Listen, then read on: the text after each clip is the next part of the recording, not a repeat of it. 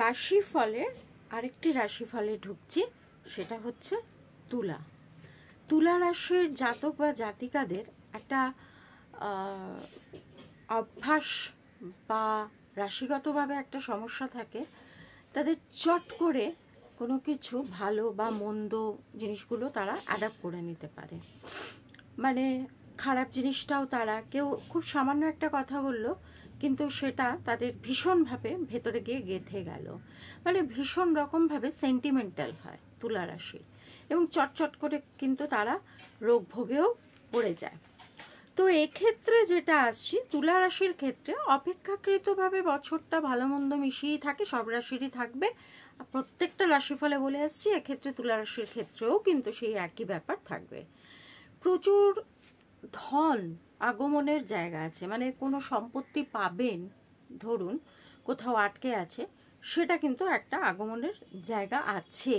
কিন্তু আমি আবারও বলেছি, প্রত্যেকটা রাশিফল বলার আগে বলি, জায়গাটা ভালো আছে কিন্তু নিজেকে চেষ্টা করতে হবে। তার মানে যে জায়গাটা আমার ভালো আছে বলে আমি চুপচাপ বসে থাকলাম, সেটা কিন্তু হবে না, চেষ্টাটা আমাকে করতে হবে। এবং যেটা আসছে শরীর স্বাস্থ্যর জায়গা থেকে, শরীর স্বাস্থ্যর জায়গা থেকে কিন্তু জুলাই অবধি একটু সাবধানে থাকতে হবে। জুলাই অবধি কিন্তু একটু শরীরের জায়গাটাতে ডিস্টারবেন্স আসবে, খুব সহজে ঠান্ডা লাগা বা সেই ঠান্ডা, সামান্য একটা জিনিস ঠান্ডা লাগা, এটা আমরা অনেক সময় ইগনোর করে থাকি, কিন্তু এই সামান্য ঠান্ডা লাগাটাই এমন জায়গায় নিয়ে চলে যাবে যে ব্যতিব্যস্ত করে দেবে। বা হয়তো পেটে ব্যথা হচ্ছে বা লুজ মোশন হচ্ছে, সেটা মানে যেটাই হবে সেটা চরম পর্যায়ে হবে, হয়ে তারপরে থামবে। কিন্তু জুলাই মাসের পর থেকে, 24শে জুলাইয়ের পর থেকে এই জায়গাগুলো আস্তে আস্তে আস্তে আস্তে ঠিক একটা স্থিতিশীল জায়গায় আসবে। এবং বারবার বলছি, আইটি সেক্টরে যারা আছে তারা কিন্তু ভালো জায়গায় আছে। এবং এছাড়া হচ্ছে যে তুলা রাশির জাতক জাতিকাদের কর্মের একটা জায়গা, সে কর্মের জায়গাটা কিন্তু একটা চেঞ্জ আসছে। হ্যাঁ, মানে হতে পারে কর্মের জায়গাটাতে কিন্তু অন্য কোনো কর্ম পরিবর্তন, সেটাও হতে পারে। হ্যাঁ, বা হয়তো প্রমোশন হচ্ছে, সেটাও হতে পারে। এরকম কর্মের জায়গাতে কিন্তু একটা উন্নতির জায়গা আছে। এবার আসছি যেটা, যে আমরা সাধারণত মানে কোনো কিছু ভালো মন্দ যাই হোক না কেন, আমরা সেটা বন্ধু বান্ধবের সাথে শেয়ার করি। এই জিনিসটা একদম ভুলেও করবেন না। যেটা হচ্ছে, বাড়ির কোনো গুরুজন, মা বাবা যদি বেঁচে থাকে, শ্বশুর শাশুড়ি যদি থাকে, যদি মনে হয় শ্বশুর শাশুড়িকে বলা যায় খুব ক্লোজ, বা হাজব্যান্ড, এই অতিরিক্ত কারোর সাথে কোনো রকম আলোচনা করবেন না কোনো রকম পরিবর্তন আসলে। এটা গেল 1 নম্বর কথা। এবং 2 নম্বর যে গুরুত্বপূর্ণ কথা, সেটা হচ্ছে আবেগের বশে পড়ে কাউকে ভীষণ ভালো লাগলো, তাকে তখন সেই মুহূর্তেই ওয়ার্ড দিয়ে দিলাম আমি তোমাকে ভালোবাসি, এই ভুলটা কিন্তু করবেন না। এখান থেকে কিন্তু চরম পরিমাণে আঘাত পাওয়ার একটা জায়গা আছে। সুতরাং আবেগটাকে কন্ট্রোল করে রেখে ভালো করে ভাবনা চিন্তা করবেন, বিষয়টা নিয়ে নিজে ঠান্ডা মাথায় বাড়িতে বসে ভাববেন যে এটা ঠিক করছি না ভুল করছি। বা যদি মনে করেন এই ছেলেটির সাথে বা এই মেয়েটির সাথেই জড়াবো, কোনো জীবনের নতুন প্রেম আসতে পারে, তাহলে পরে খুব ভালো করে সেই ব্যক্তিটিকে যাচাই করে নেবেন। তা না হলে কিন্তু অবশ্যম্ভাবী ঠকবার একটা সম্ভাবনা থেকে থাকবে।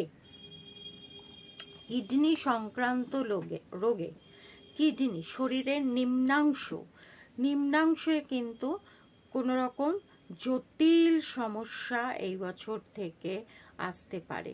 সেই জন্য কোমরে ব্যথা, ইউরিন পাস হচ্ছে না, পায়ে ব্যথা হচ্ছে, এরকম কোনো রকম সিমটমস আসলে সঙ্গে সঙ্গে ডক্টরের সাথে কনসাল্ট করবেন। এবং আপনার ক্ষেত্রে ভালো বার মানে হচ্ছে তুলা রাশির জাতক বা জাতিকাদের ক্ষেত্রে ভালো বার হচ্ছে বুধ, শুক্র ও শনি। যে কোনো শুভ কাজ বুধ, শুক্র এবং শনিবার দিন করবেন। যদি মনে হয় কোনো রত্ন ধারণ করতে ইচ্ছে করছে, কারণ এরকমও মানুষ আছে যারা বেশ রত্ন পড়তে ভালোবাসে, তাদের ক্ষেত্রে বলছি নীলা এবং গোমেদ। এক্ষেত্রে নীলাটা পড়ার আগে কোনো অ্যাস্ট্রোলজারের সাথে একটু যোগাযোগ করে নেবেন। আবারও বলছি, অথেন্টিক অ্যাস্ট্রোলজার, যে সত্যি অ্যাস্ট্রোলজিটা জানে, এরকম ব্যক্তির সাথে যোগাযোগ করে নেবেন যে আমি কি নীলা পড়তে পারি। এটা জেনে নিয়ে। আর মুক্ত কিন্তু আমরা পড়তেই পারি, একমাত্র মুক্ত এবং পান্না আমরা সকলেই পড়তে পারি, এগুলোর কোনো সাইড এফেক্ট নেই। আর স্তব, যে স্তবটাকে আমি বারবার গুরুত্ব দিয়ে থাকি সেটা হচ্ছে শিব এবং দক্ষিণাকালী। এই দুটো স্তব, মানে শিব স্তব অথবা দক্ষিণাকালী স্তব তা কিন্তু না, শিব এবং দক্ষিণাকালী। সকালে যদি শিবটা করি, সন্ধ্যের পর দক্ষিণাকালী। আমি সবসময় বলে থাকি শক্তির স্তব সবসময় সন্ধ্যের পরে আমাদের জপ করাটা উচিত। একটা প্রদীপ জ্বালিয়ে বসে, লাল আসনে বসে, একটি সুগন্ধি ধূপকাঠি জেলে শক্তির যে কোনো কালীর স্তব হোক, দুর্গা স্তব হোক, এগুলো জপ করা উচিত।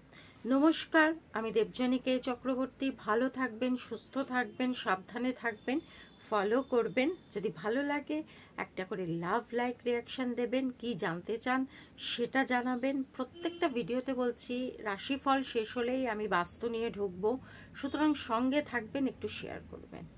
ভালো থাকবেন।